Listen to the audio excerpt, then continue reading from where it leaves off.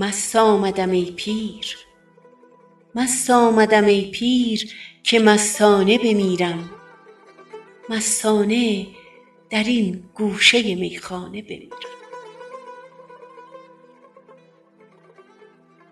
درویشم و بگذار قلندر منشانه، کاکل همه افشان به سر شانه بمیرم.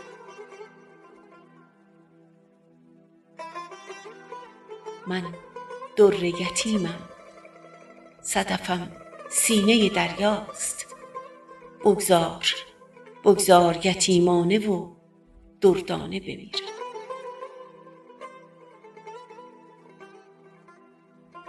بیگانه شمردند مرا در وطن خویش، تا بی وطن و از همه بیگانه بمیرم.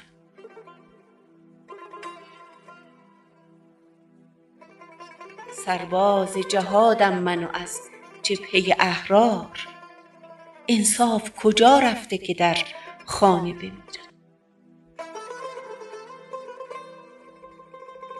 من بلبل عاشق به دامی نشوم رام، من بلبل عاشق به دامی نشوم رام، در دام تو هم بی طمع دانه بمیرم.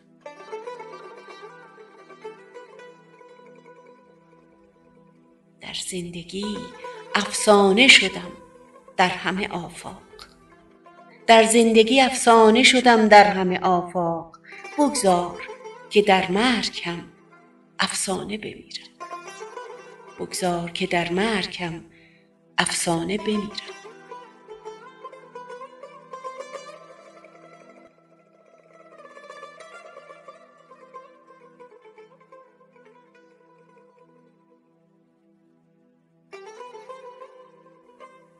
صدا: ماهرخ افرا.